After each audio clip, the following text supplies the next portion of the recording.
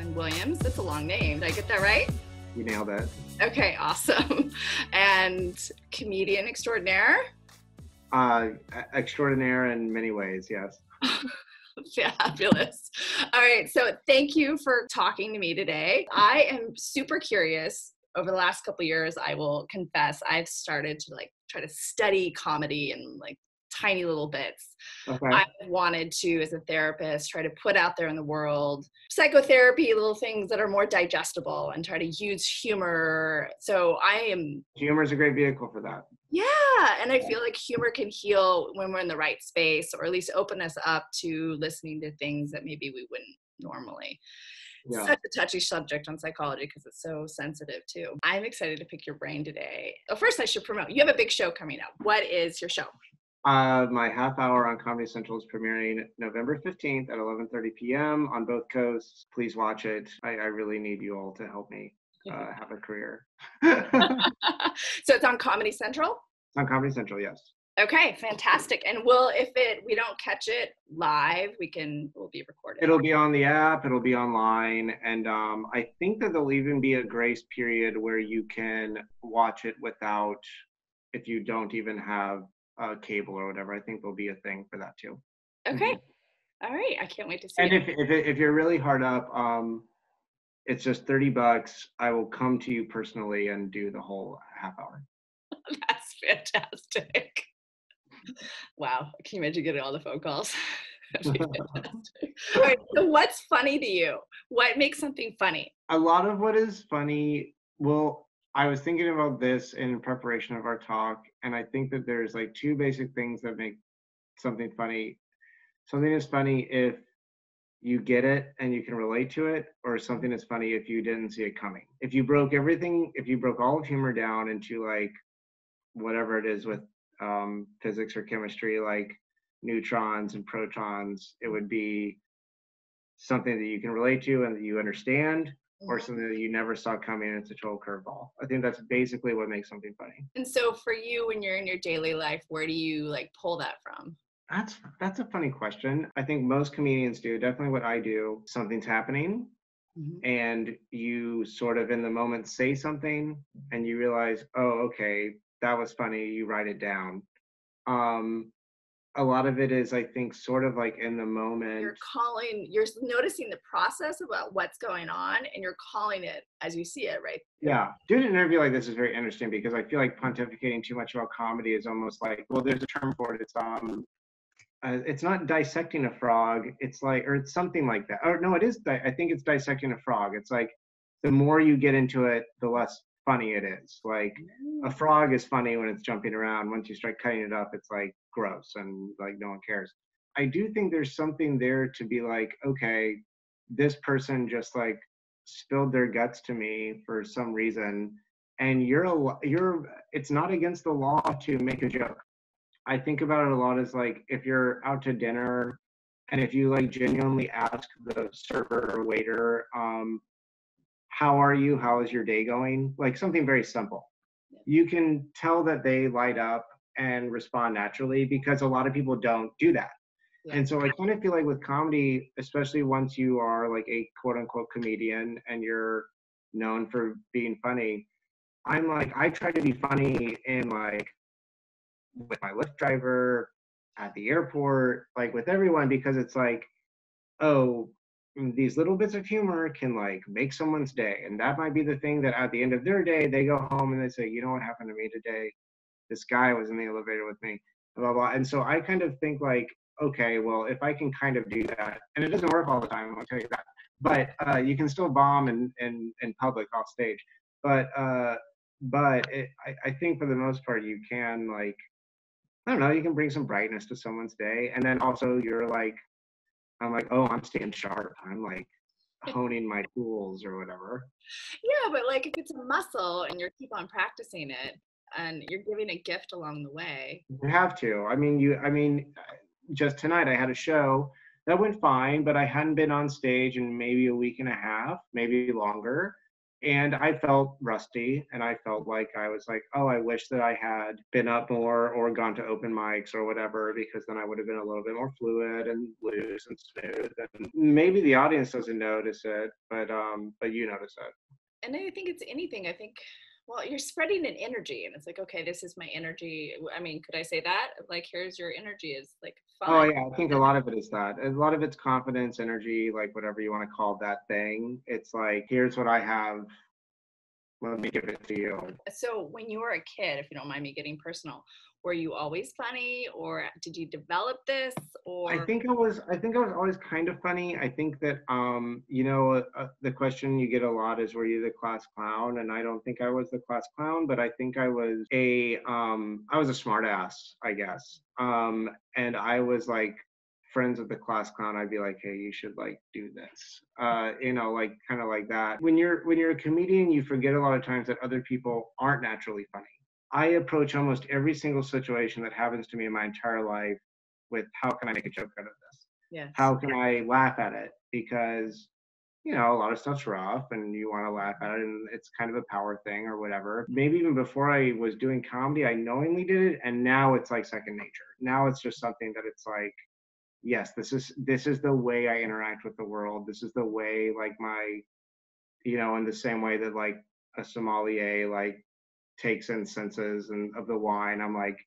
I'm always looking for the joke. I'm always trying to like see what's funny about something. And the same thing with me when I went to graduate school. It's like, okay, I see everything from people's feelings, and I could see how, okay, now I'm going to see where are the incongruencies of life. I always think about that and I have an interest in, I'm in therapy. I have an interest in psychology.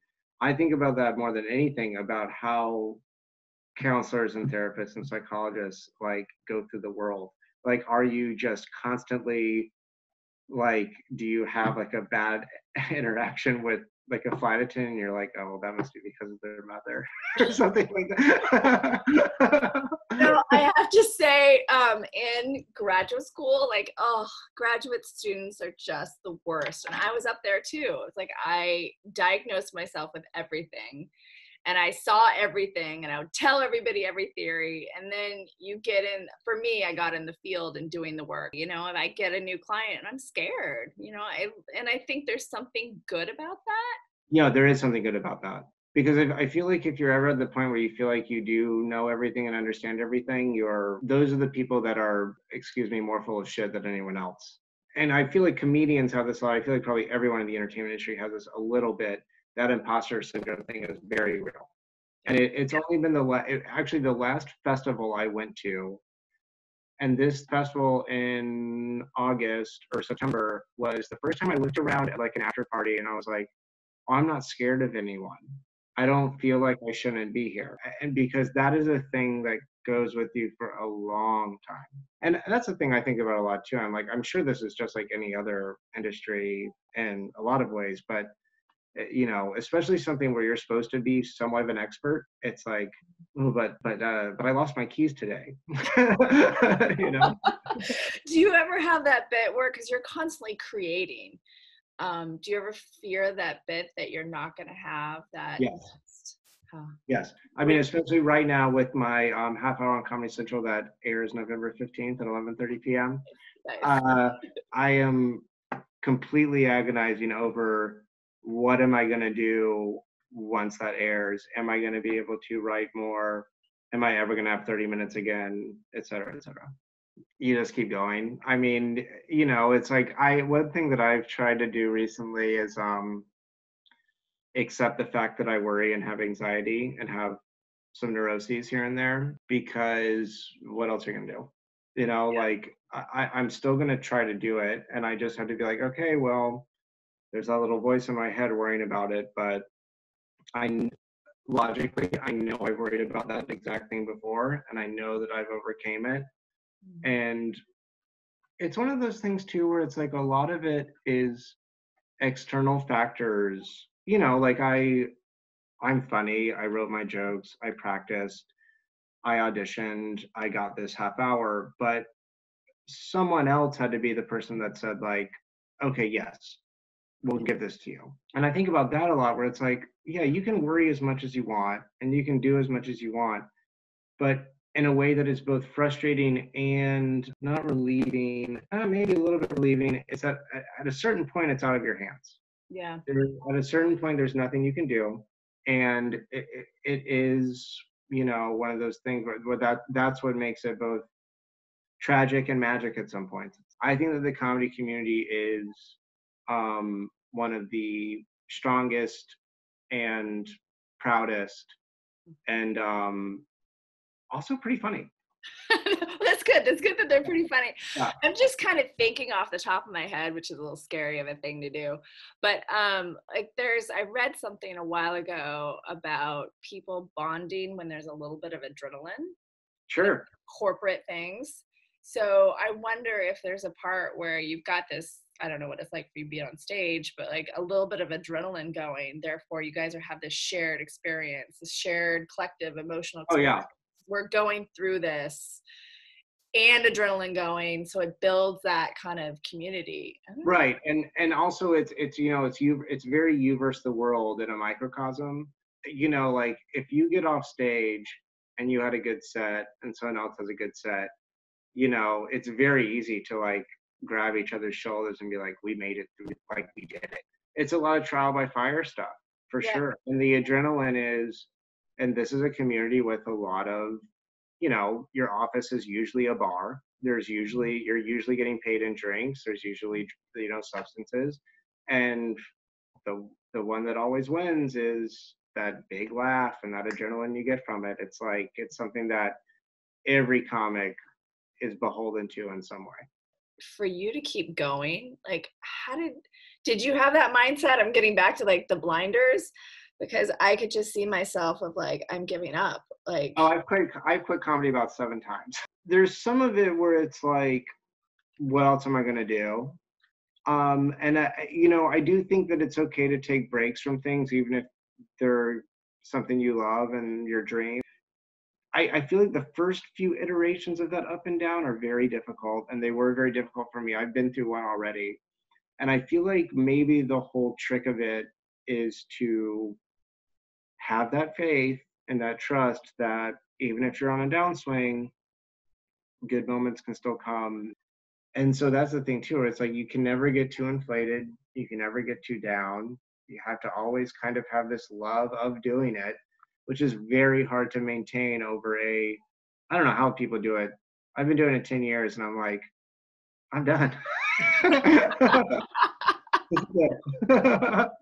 But you're speaking, I'm so impressed though, I really am, Allen, because you're speaking with such wisdom of like, okay, like I've been in it, I'm now straddling it, I feel like there's I'm a big straddler. All right.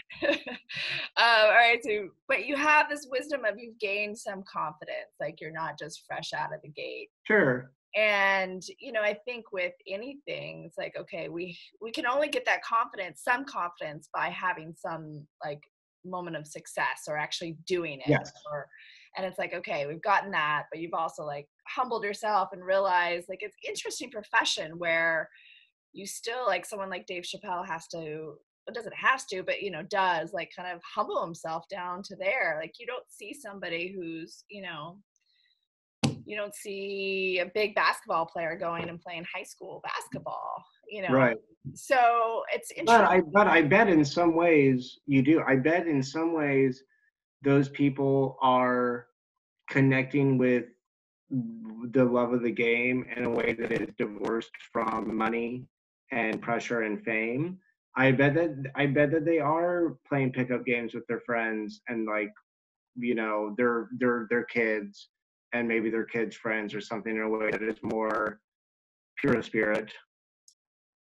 One of the things, and I'm sure this is different, I'm sure this is similar to acting or other musicians, other things, where it's like, once the thing that you've worked various jobs to afford yourself to live while you pursue becomes the breadwinner, Mm-hmm.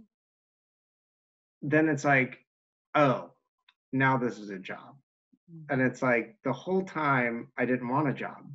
And now this is like, it's not digging ditches, but it's like, it's a lot of work, and there's a dance to it, and there's now, I mean, dealing with Hollywood and agents and the entertainment business and all that stuff, it's confusing and it's scary, and you don't know who to trust. And especially if you're someone who maybe could be taken advantage of or is a little Pollyanna or whatever, like it could be potentially not just debilitating to your career, but to your sense of identity and your personhood.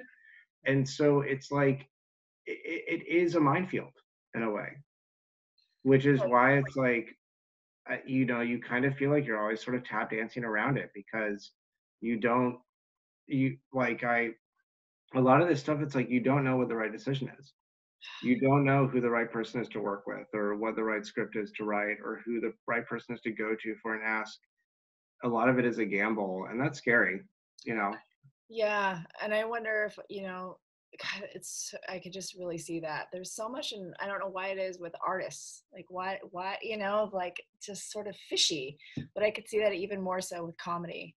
And you're being so vulnerable, not only on stage, but just with your career and who you connect with. And so it's just admirable in a way when you look at it that way. What is it like with comedians and drinking? Because I got to imagine, or drugs, stepping on stage to deal with that stage fright, or being paid with alcohol, or just the personalities, because just like self-medicating. Yeah. Can you expand on what that's like?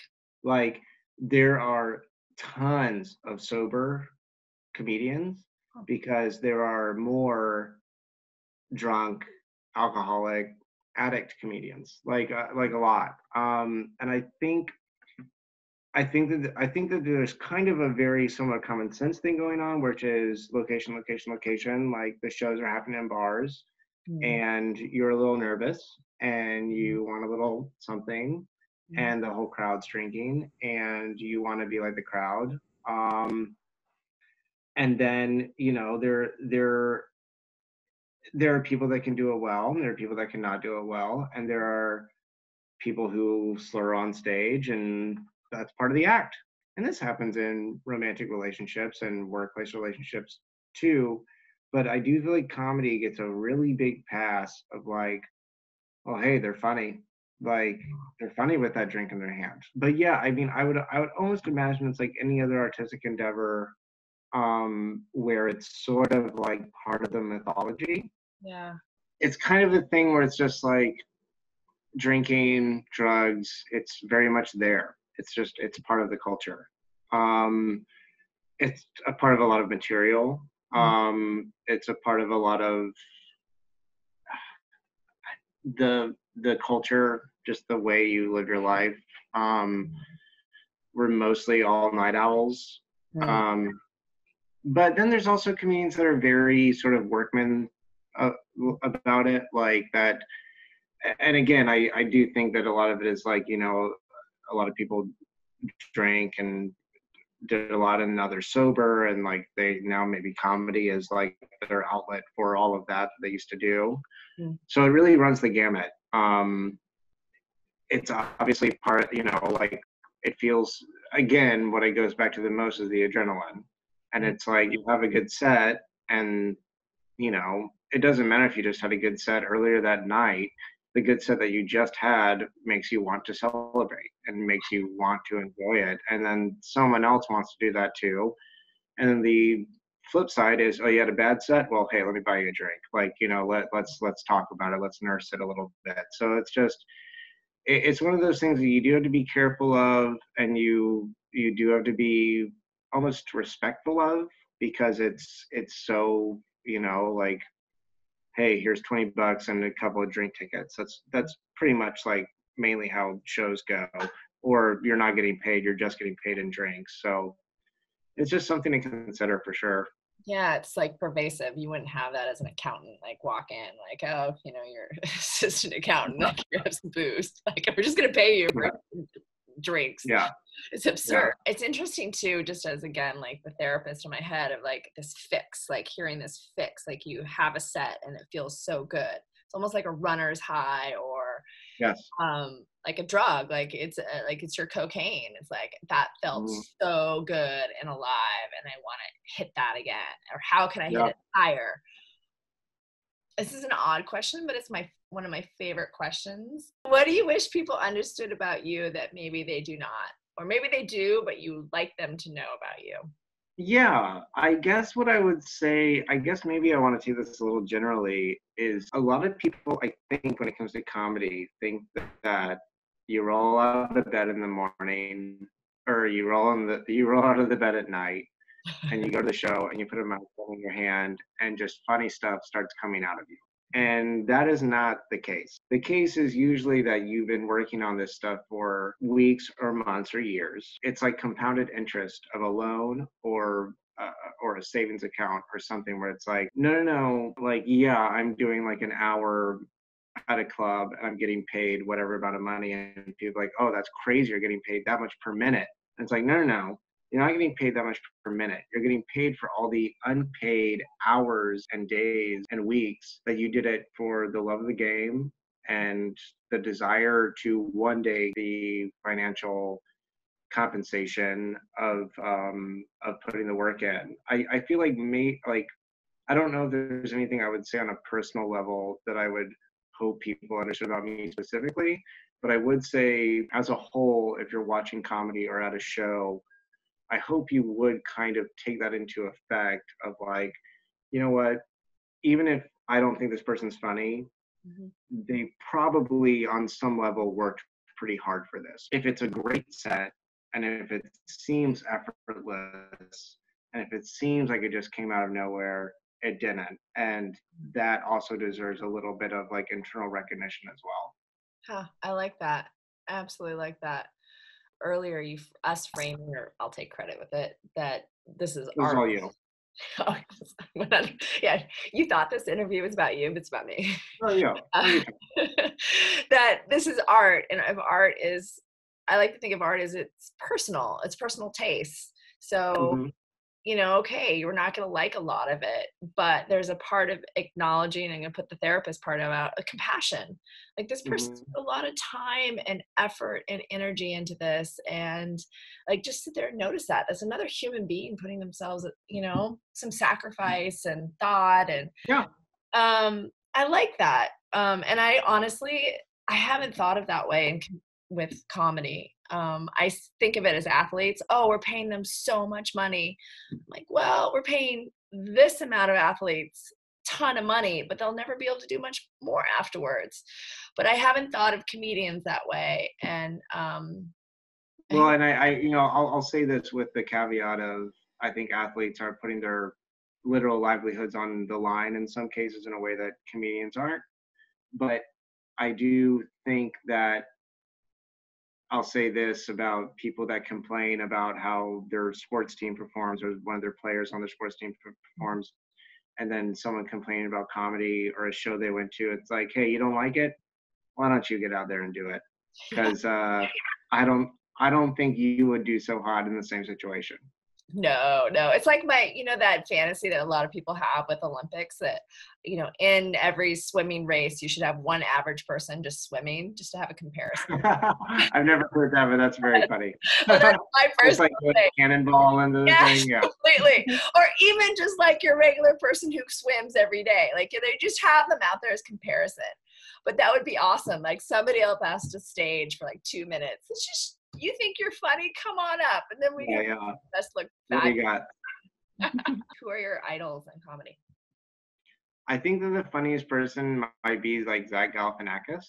I think he's like very, very funny. Maria Bamford's very funny, and she's also someone that's like very clued into psychology and mental health and stuff. But Zach Galifianakis is like the reason why I started to like do comedy and like thought I could do it and stuff. So like I always go back to him as like the funniest person ever. Oh, that's fantastic. Then as we finish up, can you tell me again when your show is, your social media stuff, where can people find you, and all that jazz? My website is allenstricklandwilliams.com. I am on I think on every social media I am at Totally Allen, ALLEN, and my half hour is November 15th, 11:30 p.m. on Comedy Central.